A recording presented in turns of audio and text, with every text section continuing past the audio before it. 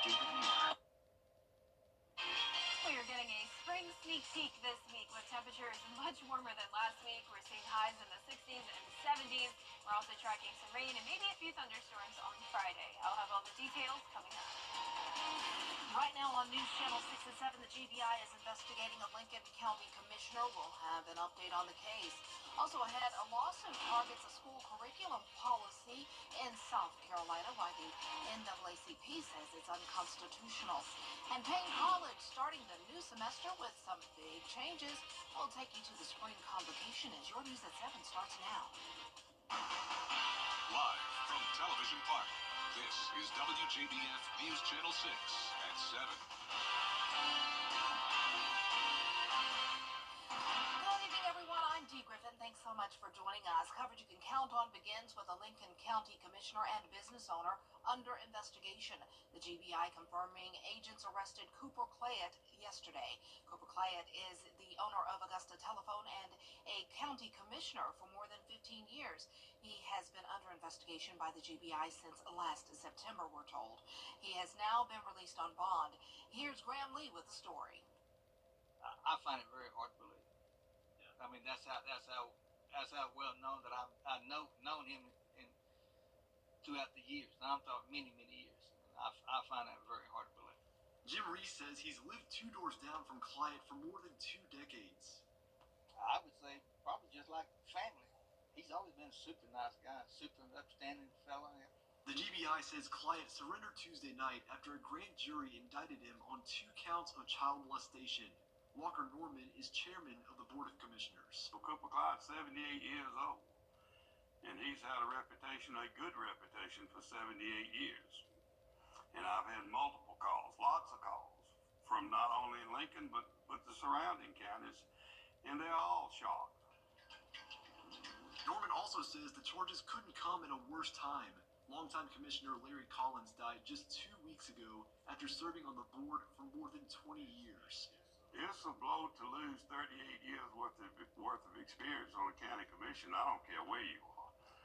Now we have 2 commissioners. Commissioner Henderson has started his 7th year in January, and Commissioner Stankersley started his 5th year in January. So you got 2 commissioners that could be gone that's got more experience than the other 2 commissioners combined. I'm going to support Commissioner Clyde until he either tells me that he had made a bad mistake or until he's convicted of the crime. He is still on the commission representing District 3 in Columbia County and Lincoln County, rather. If he is found guilty of the charges, he would not return to his commission duties. Well, time now for first check of our weather with Chief Meteorologist Jenna Petranci. And Jenna, oh, what a difference a week makes. I mean, goodness, we were freezing cold last week, and this week we're like, yes, nice. Yeah, a 35-degree difference to be exact. You know, last Tuesday, we didn't even get above freezing when it comes to our highs. We were at 32. Last Wednesday, we were at 37. And today, we were in the 70s. So a complete change of seasons within just a week. And I'm not expecting these 70s to really go anywhere anytime soon. Now, we will still have some 60s here and there, but overall, we're back to room temperature like weather.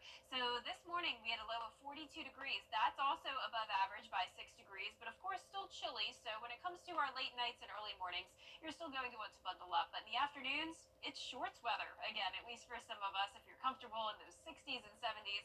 And as for our Terry Lambert Hyundai Skyview Cam in Waynesboro, it's a nice dry night, mostly clear conditions. And around the CSRA, our temperatures are in the upper 50s to low 60s. 60 in Thompson, 61 in Barnwell. Millen, you're at 58. 58 as well in Swainsboro. Gibson, you're at 59 degrees, and 61 in Edgefield. The winds are coming in from the west. We're seeing those winds up to around 12 miles per hour sustained. The gusts are up to around 20. So 20-mile-per-hour winds now in Aiken, 21 as those wind gusts up in Saluda. And the winds will settle down a good bit tomorrow as the clouds start to build into the area. So we'll see an increase in cloud cover by tomorrow morning. We have this cold front coming through. That'll drop us by a few degrees tomorrow, but once again, still going to be in those 60s. So no big cool downs anytime soon. Well, to the west of us, we've been watching this area of scattered showers and a few thunderstorms. Low pressure is over in western Texas, and this is that warm front I was talking about that will form. So this warm front will go to the north of us, and then behind it, we'll have the south wind coming in on Friday, and that'll really start to warm us up with that chance of rain. We're going down to the 50s tonight, mostly clear skies, and looking ahead here, you can see the rain moves in on Friday with those high winds, warming all the way up to 74 degrees. In the weekend, you just can't beat it. Back to sunshine and temperatures in the upper 60s. I'll have a look at your full 10-day forecast coming up, but back to you, Dee. All right, thanks so much. We'll see you then.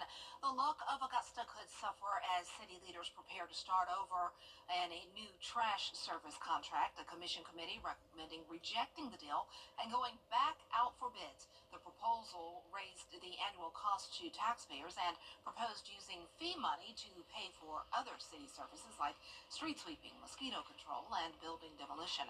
And that would force the city now to find new funding for those services. How do we raise the funds to tear down blighted structures, to pave roads, to spray for mosquitoes, to sweep our streets? How do we find the funds to do that? And we can't just say, well, we'll figure it out as we go. These are issues that we're facing right now.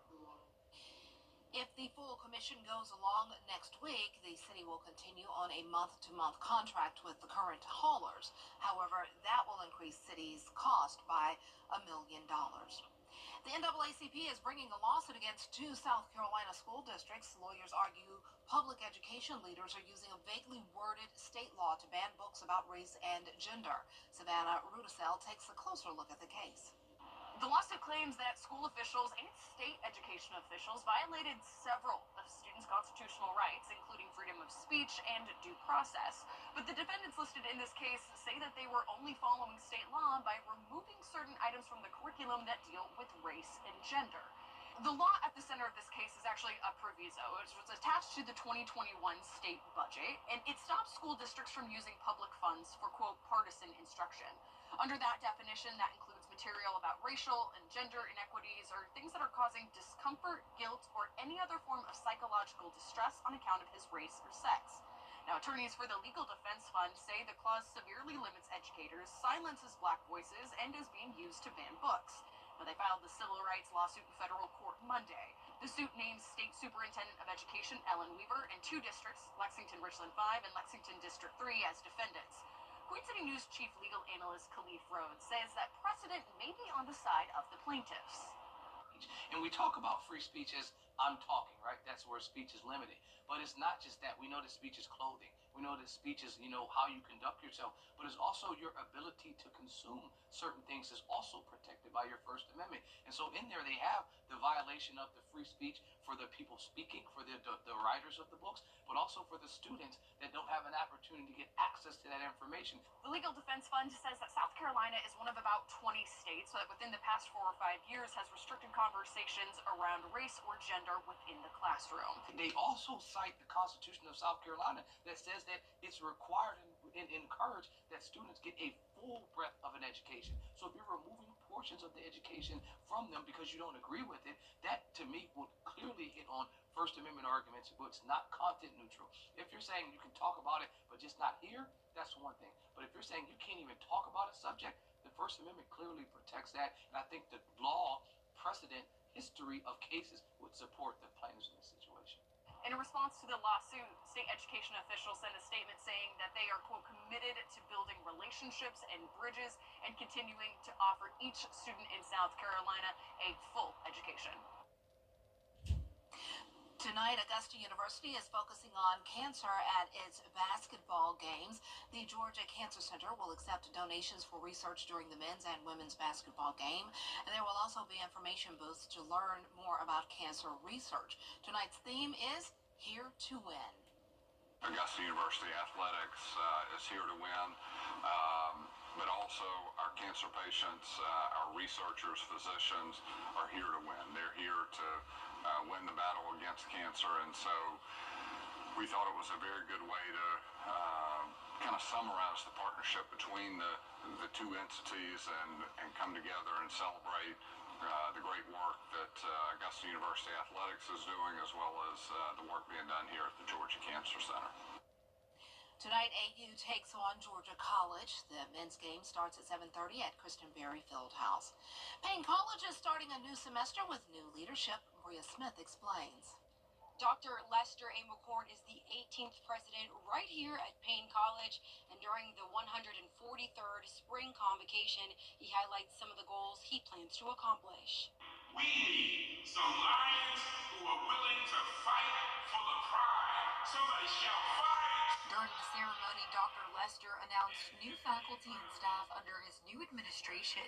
Students had the chance to hear from alumni, city leaders, and current staff about the direction for the college. Dr. Lester addressed several key points like the impacts of Hurricane Helene. He says community partnership and support is vital for restoration. We're looking at some of the needs, where some of the gaps and deficiencies are on this campus, and we probably would not have done it with as much meticulous care if it had not been for the effects of the storm. We've had about $5 million worth of damage on this campus. So it's going to take a lot to get there. It's not going to happen overnight, but I believe that we'll be better and stronger when it's all said and done. Dr. Lester is hopeful that this new year and new administration will lead to new accomplishments for the future success of Payne College. In Augusta, Bria Smith, WJBF, News Channel 6. Coming up, confusion on Capitol Hill. Why? Shop dozens of rooms under $1,000 now at Rooms to Go. Now, your most accurate forecast with WJBF Live 5/6. Welcome back. Here's a look at our Terry Lambert Hyundai Skyview Cannon Waynesboro. A nice dry night for us with mostly clear skies for now. Our temperatures are right at 60 degrees here in town with a west wind of 10 miles per hour. Dew point's very low at 30. And around the CSRA, most of us around that 60-degree mark. Some of us on those upper 50s, 58 in Sandersville and Louisville. Swainsboro, you're at 59. Bamberg at 61, and same thing up in Edgefield. Now, as for satellite and radar, we have this weak cold front coming through. This will drop our temperatures by just a few degrees tomorrow, along with more clouds taking over for our Thursday. But overall, we have mild temperatures in store over the next several days to come. We have a lot more activity happening out to the west of us. We've been watching this batch of scattered showers and storms, and now you can see a warm front has formed connected to this low pressure. So this warm front's going to lift to the north of us, and that will really warm us up by the time we get to Friday. But in the meantime, tomorrow, notice we're starting out in the upper 30s, and then we get to around 66 to 68 degrees in the afternoon. Partly cloudy skies, but I am expecting us to stay a couple degrees shy of the 70-degree mark. Then we go right back up to 74 on Friday with the rain, and then back down to the upper 60s this weekend. But nonetheless, room temperature conditions over the next several days, and 74 will be back again next week. You can see our futurecast tonight at 8 o'clock shows that weak front passing by. Winds will settle down tonight and throughout the day on Thursday. You can see by Thursday afternoon we'll have some clouds, but still a decent amount of sunshine tomorrow. The winds then shift from the south coming in on Friday, and that will really help to warm us up. So a cloudy start to our Friday, cold front knocking on our door. This will be much stronger back towards the west in Alabama, but it really starts to lose its strength as it approaches the CSRA. So I am expecting the possibility of a few weak thunderstorms, but the Storm Prediction Center has not included us in the risk of severe weather, so that's always good to see. Friday at noon, you can see some showers knocking on our door, and then as we go throughout time here, between the hours of 1 to 8 o'clock is when I'd say you need to watch for some rain and that possible thunder and lightning. This particular model really not looking too intimidating here. I do think it may look a bit more aggressive than this, but nonetheless, you can tell it is a weakening system and really won't impact us too much. Now, the rainfall totals here, updated model showing some places up to around 1/2 of an inch or 3/4 of an inch. That would only happen if we do have some of those heavier downpours, but for the most part, we'll be under around 1/4 of an inch. The winds will be breezy, though, up to 30 to 35 miles per hour as that cold front pushes through the area. You can see how fast moving it is, though. So by Friday night, we're drying out and the winds will settle down again.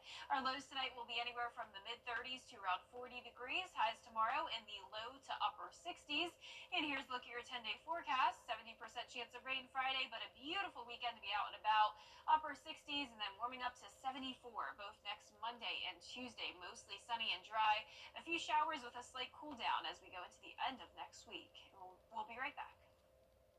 I'm Jordan Pierce with. Every day, ordinary people in the CSRA do extraordinary things to serve our community. Each month, News Channel 6 recognizes these outstanding volunteers with the Giving Your Best Award. Do you know an everyday hero who goes the extra mile to help others? Nominate them for the Giving Your Best Award by visiting WJBF.com and filling out the entry form. Sponsored by Science Co., Piedmont Augusta, Security Federal Bank, and News Channel 6.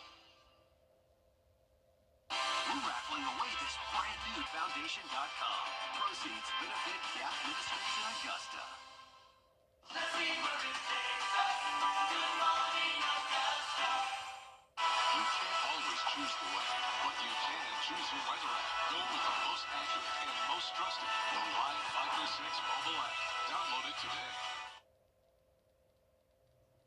Robert F. Kennedy Jr. is facing some List today. Take a look at this. It's a Louis Vuitton lobster bag. It's part of the company's fall collection for men. The creators say both Louis Vuitton and lobsters represent luxury. So they put them together, complete with leather claws, legs, and antenna. The crustacean clutch has a rumored price tag of $18,000. Well, you know, there's been a lot of talk about the luxury lines and how people are not spending all that money for bags anymore because it's just passe because of the economy and everything. It's like, you know, everybody's into the Workin, the Walmart Birkin and everything, and carrying a bag with the initials on it means nothing anymore. If nothing else, it's just bragging rights, but people are not looking favorably on that now because you're dressed in designer doesn't mean you're a good person. So Yeah, especially with the crustacean. $18,000. You know what I would do with that? A lot. A trip or two or three. Pay off bills. Yeah.